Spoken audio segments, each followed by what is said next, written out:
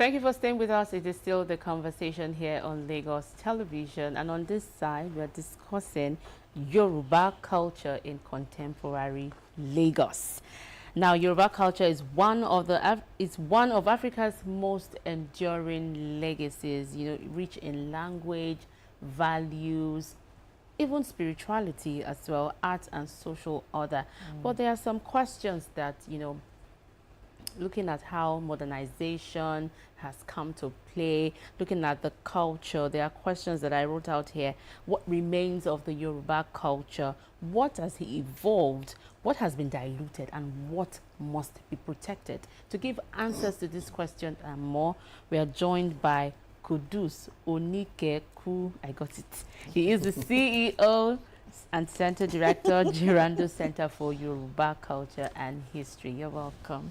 Thank you very much for having me. It's good to have you here. Yeah. I wanted to welcome you, Yoruba, but the thing is in my head. It's not say coming it, out. say it. You don't want to say it. It's in my head, but it's not just coming out. All right. For you. A káàbọ̀ sórí ètò wa, ètò conversation. All right, we're talking about the Yoruba culture now. Let's define what the Yoruba culture is. Beyond the attires, beyond the festivals, what does Yoruba culture stand for? Thank you very much for having me. I think Yoruba culture is one of the most dynamic and one of the most well-traveled culture in Africa, actually, because you will find remnants of this culture in southwest Nigeria, as much as you will find it when you go to Benin Republic, Togo, Ghana, Sierra Leone, Ivory Coast, Liberia, then eventually to the New World, in the Caribbean island, in South America, in Brazil, in Cuba. And also what is also important is that religion, for example, is a component of culture. Just like fashion is, just like food, language, poetry, music, dance. And the Yoruba culture has, in a way, very much advanced in all of these different stuffs, let me put it that way. So, for example, somebody might be a religious Yoruba person, and the person is white. So, culturally, the person might not or racially, the person might not be black, and culturally might be Yoruba. So what I'm trying to say in essence is that the culture itself is quite broad and it encompasses a lot of things. I always tell people that there are different 4 ways of being Yoruba. You can be politically Yoruba, you can be religiously Yoruba, you can be tribalistically Yoruba, but you can also be culturally Yoruba. So I think, even though we don't say it So quite which one often, is the real Yoruba in all that you've mentioned? all of them are real. So Okay. it goes You see, beyond political. your origin They're all real. Oh, okay. Currently, the political party that is reigning in Nigeria is a mainstream Yoruba political party, even though everybody in that party are not Yoruba. You see what I'm saying? Okay. Religiously, people from Cuba, from Brazil, from Benin Republic, they're practicing Yoruba religion. So even though when you ask them, they will not tell you that they are Yoruba people. So for me, it is the culture that is still encompassing all of these things, because it's the culture that clearly defines what we call Iwa Pele or Iwontunwosi. There's certain kind of concepts that actually allows a certain way of being, understanding of life, understanding of relationality, understanding of your relationship between the divine and the spiritual and the physical realm, the understanding of heaven from a very different perspective from the Christian or Yoruba mythology. And for me, all of these things, the understanding of all of these things is what comes together really to talk about the Yoruba people and the ways they see the world, which is quite distinct. Okay, thank you for that for that clarification. So when we talk about Yoruba culture in contemporary Lagos, the first thing that came to my mind is how Lagos, how Yoruba culture has been diluted, concerning Lagos.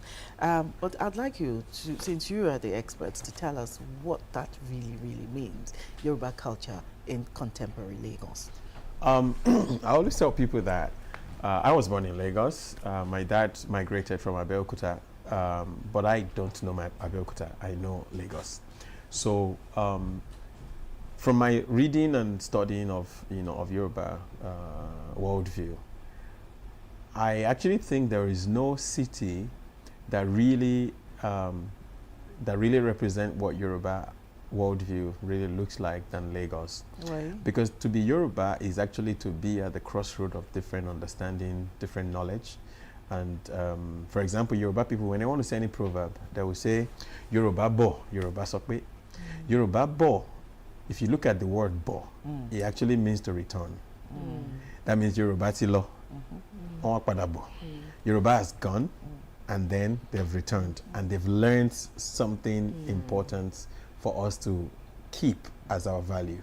So Yoruba people are not afraid of learning from other people. Yoruba people are not afraid of other people. Yoruba people are actually, they give a lot of respect to strangers. They give a lot of caring, accommodating to things that are actually not mainstream Yoruba, and that is the only thing that actually continues to enrich the culture, because they are not afraid of interaction. And I think if there is any city in Nigeria that actually does that very well, it's actually Lagos State. Yeah. So I do not subscribe to people who say, oh, we are losing our culture by accommodating other people. We are losing our culture by accommodating other languages. We are losing. No, that's not the way I say it. The way I say it is, that's actually essentially what our progenitors, the creators of Lagos State, that was our echo. Echo actually means a kind of like a bus stop where all of these things arrive. So Echo in itself is actually designed as a place where different people will have to meet. So what is missing is not that the people are coming. What is missing is a is a real deliberate, intentional ways at which we can then ground all of this thing properly. And to realize that there are certain practices that we are doing now that if we do not curb them, we will continue to erode and we continue to forget. Forgetting is not impossible. So how do you do that? It is institutionalization. You have to institutionalize certain things. Oyo Empire, for example, when it was reigning, Oyo is the the Yoruba that we all speak now. We call it mainstream Yoruba, but there's nothing like mainstream Yoruba. The accent of Ijesha is different from Ijebu, Egba, Ondo, Akure, Owo. All of these people have their own different dialects and accents. But at some point, Oyo's Yoruba became what we now consider to be the mainstream Yoruba language. It's that one we write in, it's that one we speak globally. When it comes to national Yoruba, is the one that was adopted. Okay. It wasn't adopted because of chance, no. It was an historical effect. It was empires that document things. It was empires that got influence. So Oyo Empire got a lot of influence, not just in, Oyo Empire went all the way to Ghana. Like he went all the way to Dahomey, he went all the way. So he went really large. And because of that, they did a lot of work in documentation, in protecting, in archiving, and also in codifying. And I think that work currently, in current time, is not being done in a very intentional way. And I think that's where the government comes in. If they're interested, if they're serious about it, they need to invest more in culture as a base for every form of development. Okay, I want to ask a follow-up about language now and dialect. So the Yoruba we speak in Lagos is different. How did that come about? Since it's not let me call it certified one. Well, I think the thing about the Yoruba we speak in Lagos is also as a result of the interactions and the flux that's happening. There's so many words that we say that are actually not mainstream Yoruba. Adura, for example, is not even Yoruba. Iwure is Yoruba. Adura is actually a borrowed word from Arabic. Dua is what they call it even the word Malaika is not Yoruba. And there's so many words, so many. Alubasa is not Yoruba. Ahena is Hausa. Oh. Any word that has al. So what is onions in Yoruba? I think they have a name for it. Okay, think It's about it. alubosa. Let's just leave it like that. Is that not what they call Hausa? No. No. Walnut.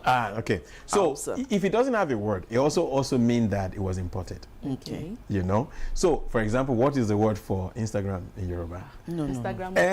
So, Instagram when things are imported, Instagram came after Yoruba. when things are imported, there's a way it become, Yeah. incorporated Okay. as part of it. Everybody understand. Because at the end of the day, what is the point of language? It's not to communicate. It's to communicate. If everybody understands it, why are we looking for originality Yeah. in the Trying to word make itself? it difficult. Yeah. So I think Yoruba language, because of that, in Lagos, is way more dynamic than a whole lot of other mainstream Yoruba towns currently. I think Thank you. Abimbolo has a question. Yeah, he has a question. I was just going to follow the question earlier where you talked about government also being intentional here and ensuring that, keeping up with the Yoruba tradition, culture. Now let's talk about young people. It's beginning to look like young people are now deliberately interested in learning the language now. And of course, there's so many people who are thinking, oh, okay, I mustn't be caught in the web of losing my identity, losing my culture. So for example, the JRandle Center, of course, is at the forefront of, helping us keep this tradition. But how endearing is the language, the tradition, the nuances? Now, you've said two things here that are not Yoruba originated, but we keep looking at the home as the basic. But if the parents themselves do not have the basics of the language, the culture, how then do we continue to be intentional about keeping up with the contemporary Yoruba culture and language, especially in Lagos here? Thank you very much for that. I think I'll answer that by first saying that I think it's a big error to take culture very casually. Culture is not something you learn entirely from home. Culture is way deeper than that. I'll give you an example. I studied in France, so I speak French very well. But I started studying French in Lagos, not in France, because there is some place called Alliance Française where you can learn. If I want to learn Yoruba today, where do I go to? Now, let's pause on that. Then, secondly, we are not a French-speaking country. We are not in France. And yet, if I want to learn French, I know where to go. We have not even done that in our own city. Talk less of now going to Paris to go and set up Alliance Yoruba. And now, who is going to set up Alliance Yoruba if it's not the government? How is the government going to set it up if it's not part of their agenda? That's what I'm saying. Do we see the erosion of our culture as an alarm? Is there a state of emergency? Are we thinking of it as something that serious to invest a whole lot of money in? Once we have not settled all of those questions, we'll continue to say, oh, parents, teach your children Yoruba. And then, of course, then they go to school that they speak only English. And when they pass English and fail Yoruba, nobody cares. But when they pass Yoruba and fail English, then alarm. So we have not really, our educational system is not really supporting that idea in any way. Our social life is not supporting the idea in any way because the budget is not going there. So we still treat culture as an afterthought, as an add-on. We're not seeing it as an operating system. Like, it is actually the core and the base. Let me say something about a person's environment usually defines their psyche, the way they think. Example of that is if you're born in a cold environment, a certain way you think about life. If you're born in a hot environment where mangoes grow every time, there's a way at which you will not be greedy about hoarding mangoes in your house because it's always there. But when you grow up in a winter where maybe there's only 3 months of summer, when that mango comes up, you will learn how to quickly plan for when the mango is no longer there, right? So that determines how you think. Then that psychology then creates your mythology. It is from your mythology that you will create your philosophy. And it is from our philosophy that we create art, science, and technology. Our problem is that we still have our society. We still have the way we think as Lagosians or Nigerians. But I think in our mythology, we imported it. We all now think like an English person, or like a Christian, or like a Muslim. All of these are imported ideologies.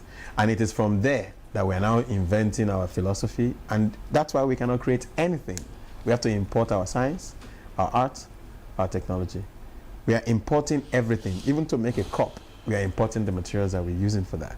Because we are not really focusing on our own surroundings and realizing that everything we need is actually here. And there's no better space to actually do that work than in culture. Because it is culture that actually makes everything, makes meaning. A wuro leaf is just a leaf.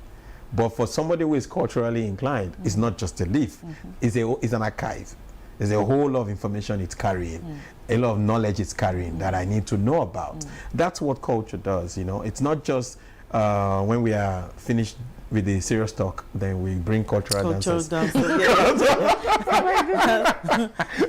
And I think it's because we lack a serious understanding of culture itself as infrastructure. Still talking about culture as infrastructure, and you also said that it's not that culture is eroding, it's just that we are not being deliberate about sustaining it. And so I'd like you to talk about the core values of the Yoruba culture. I mean, if you ask anybody, everybody knows this one, you know, respect for elders. There is a normally core Yoruba culture actually gives a whole lot of credence to being wise. You know, there's a thing about wisdom. We are people who cherish wisdom. You know, that's why we have proverbs. That's why we have idioms. That's why we have a lot of respect for the elders, because we believe that the elders are carriers of our libraries in themselves. You know, when we say an elder dies, a library, you know, get burnt.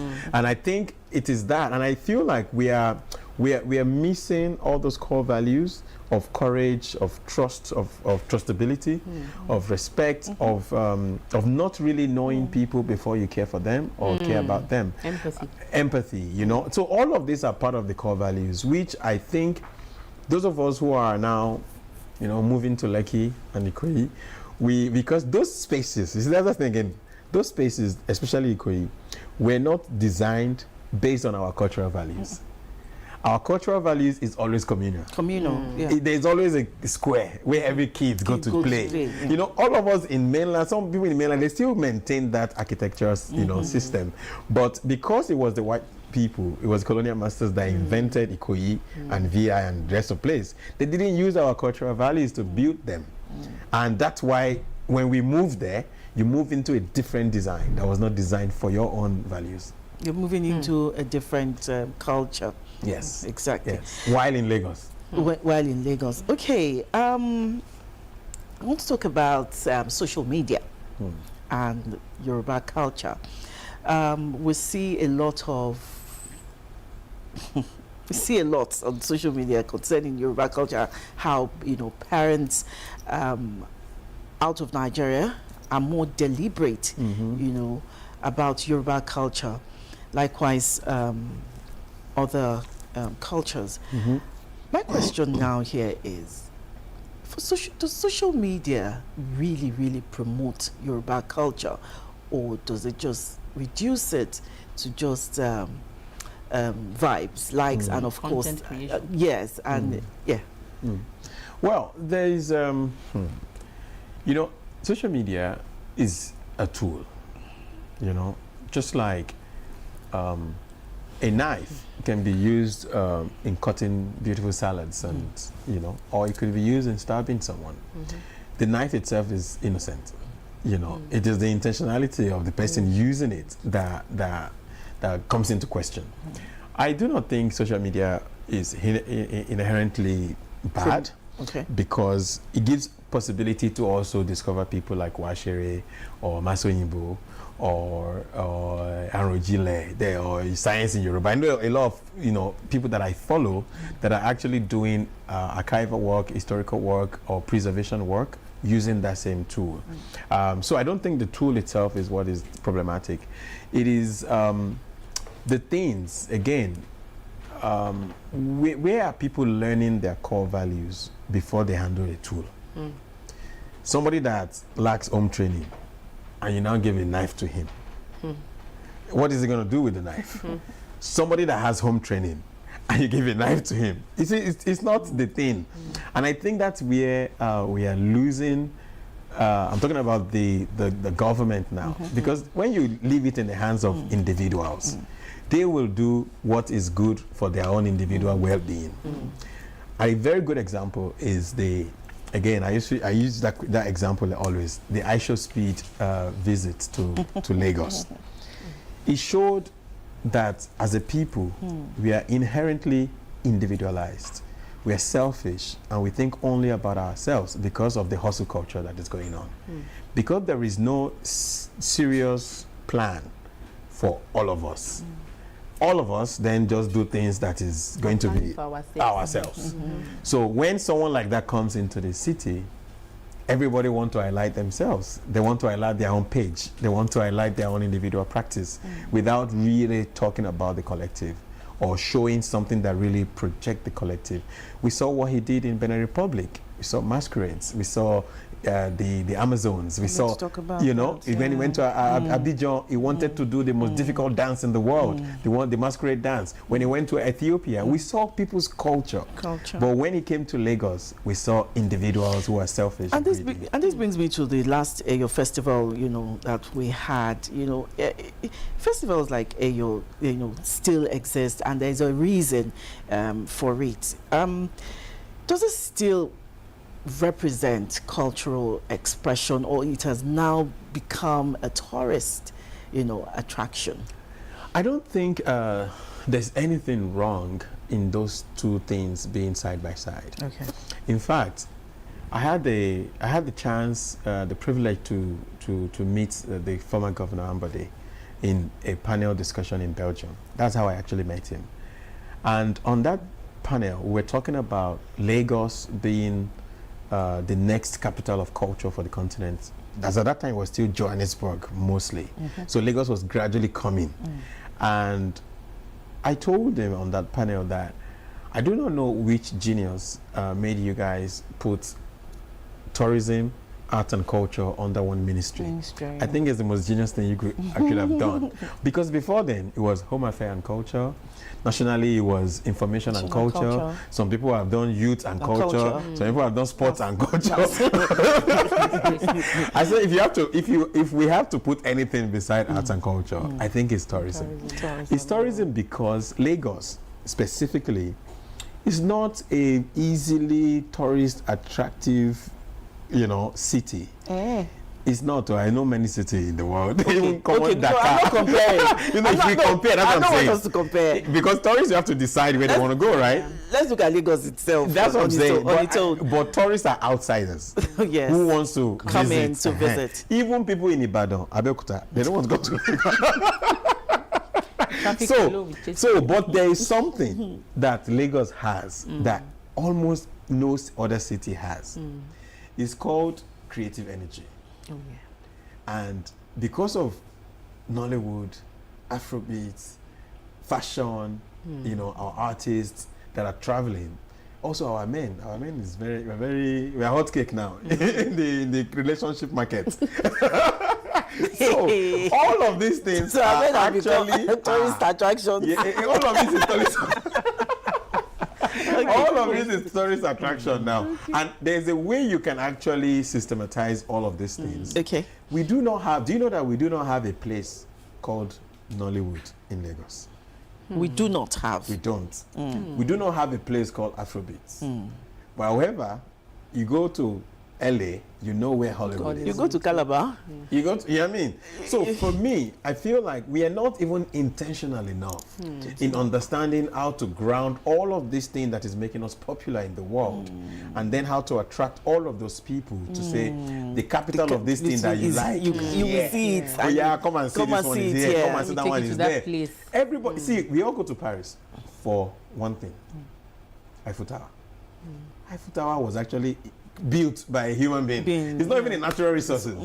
It's not a beach. It's not a Onikeku hill. It's not a waterfall. It's just something that one day they said, let's build something here and it will bring the whole world here.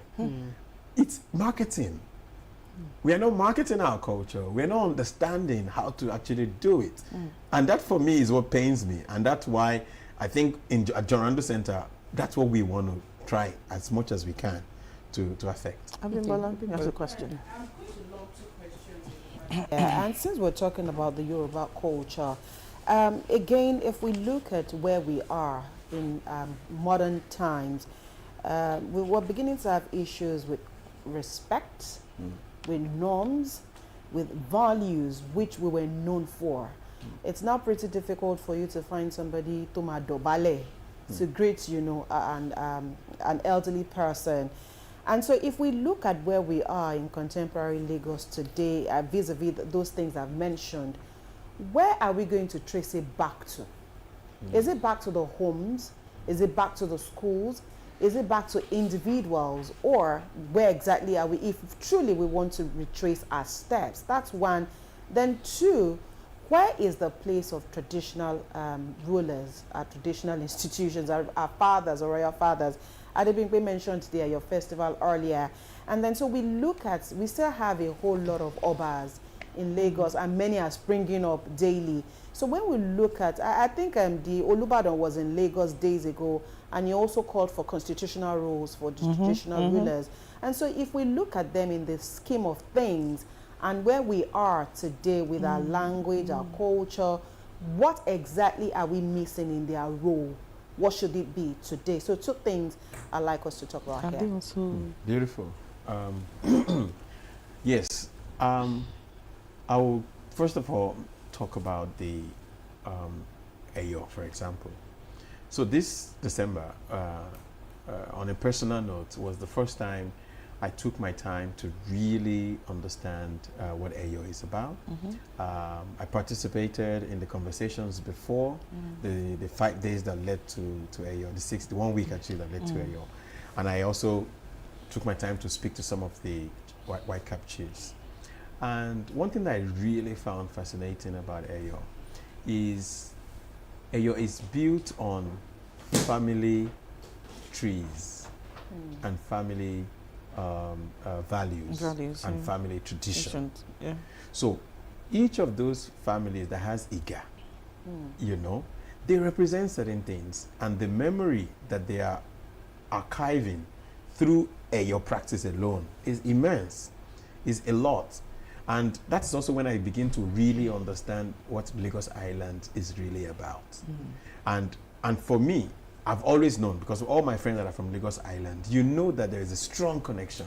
Let them live in Dublin, let them live in Lekki, there's a strong connection to that place. And I think during your carnival, your festival, we were able to experience culture at its best. If anybody thinks Lagos is a no man's land with no culture, that was a real powerful exposition on what the culture that ensouls, that still keep Lagos as a place that has a soul. And I so much love to see that. The second thing is, I do not think in terms of values, I do not think it's something that should be relegated to family only, because we all live together within a society. So it is a societal thing. There's a difference between society and family and government. All of them come together to form the society, right? So again, societal values. What are these values we cherish? Are we permitting? That we say, no, this one is a bad thing, must not happen again. This one has happened, we will overlook it, but next time it won't happen again. But if we have a situation where there is a complete erosion of morals, there is a complete erosion, we turn on the TV and we are hearing that snakes is swallowing money. What does that do to the mindset of the children that is listening to that? Not just the listening that is the worrying thing. What happened? How did we deal with it? Is what the society is telling itself about itself, or what it wants to become or not become. Because human beings, individuals, we continue to push the limits. it is the collective that says, this one, we know we'll go there. Because we can go anywhere. You know, I was watching something on social media about a few days ago where people are sitting down 10:30 a.m. in the morning in a jewelry shop in London. Some guys are trying to steal the jewelry. The jewelry owner is inside though. And people are around filming them. I'm like, at least Lagos never reached this level. So for me, it's out something starts small. If we don't cover it, Yoruba people will say, Roko. It's from small like this, you start to trim the branches of an Iroko tree. Because once it becomes fully, you will start asking for sacrifice, human sacrifice. So for us, I think this is where I feel like we are not investing enough in how we, Yoruba people call it Ibaje. Ibaje is antisocial behaviors. Antisocial, meaning it is against the societal norm. And once they show up, there are ways at which they are tackled quickly before they become something else. And I feel like that is where we are also, we're not clear. We are not clear. Something is happening, you feel you can't talk because I'm not the mother. That was not the way we were. The society take care of the child together. Because if we don't, when that child grow up, all of us will pay for it. Okay, I want to talk about religion and modern belief. You touched on it briefly. I'd like to know how religion and modern belief systems now affect our Omoluabi and our culture, Yoruba culture as a whole. Religion is also one of those things that religious institutions are, I think they are one of the institutions that I find it's very saddening when you find corruption in those places. Few things one must never allow corruption to enter. Faith, education. When you see corrupt lecturers, or it's one of the most sacred things. You know, the person you're entrusting the education of your own child. If the person is corrupt, shape destinies. We have destroyed the entire future. So I always tell people that I think government should put clerics on payroll, pay teachers very well, security personnel very, very well, medical doctors and the rest of them. Because once all of this thing I just mentioned, once they become corrupted or only motivated by personal gains. I don't know what kind of society we're going to have. Because what they are carrying is so sacred. It's not of this place. It's of God. You know, the transmission happens not only based on what I teach you. I can teach you Pythagoras theory or Jesus Christ as much as I like. But I'm watching you. The churchgoer is watching the pastor. The student is watching the teacher. You know, when you go away from something that is ethically grounded on morals, then you've destroyed the whole space. And I think that's what happened with religion in this country, where younger people now are becoming much more rebellious against those systems. Questioning the system. It's not like there's anything else for them. So a lot of them will try Ifa, will try this, will try that. But it also shows our level of confusion as a people. I always tell people that anybody that moves from one religion to another is one of the most confused people I've ever seen, because it's one God. Our time is fast spent, but I'd like us to touch on this. Now, you see the Yoruba culture influencing the fashion, music industry. Talking about fashion, for instance, you see that Ashoke is now fashionable. You see a lot of people doing beautiful stuffs with Ashoke. I'd like you to also talk about that. Yes, that's what I'm saying, that at least on our own, from our own standpoint at JRandle Center, you see it happen, you see it manifest. You see a lot. In fact, last year we recorded about 350,000 visitors. And I can categorically say that at least about 200,000 or more will be young people that came. And before they come, they will all go and look for their best Adire clothes, their best Ashoke clothes, their best Ankara sometimes. And it felt like there is a yearning You know, there's a need, there's a necessity to really understand and to ground something that feels real to them. Because the world as we know it, I mean, we've seen what is happening with the United Nations. Trust is eroding. People are not, you know, everybody's becoming more and more balkanized and tribalized. United States just locked its door against about 75 different countries. So we know that more and more people are coming back to themselves. And I think the younger people have understood that also to be able to have a voice in the world, you need to be grounded in yourself, because that's actually what you're going to sell to the world. You cannot sell other people to the world. You're going to sell yourself. So people are asking questions. They want to know more about themselves. They want to know more about their own tradition. Now, this is where religion oftentimes, you know, move. Okay, we have to go, really.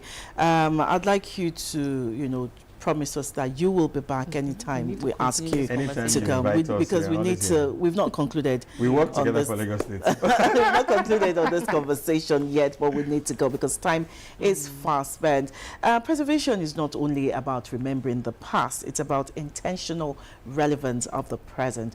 Thank you very much, Qudus Onikeku, CEO Center Director, JRandle Center for Yoruba Culture and History. And we have been talking about Yoruba culture in contemporary Lagos. I want you to say it and let our viewers hear that you're going to come back. So we're going to commit you to that. Say it. For sure. Anytime you call me, I'll be here. Thank you very much for coming. We'll go on a short break. When we come back, the conversation continues.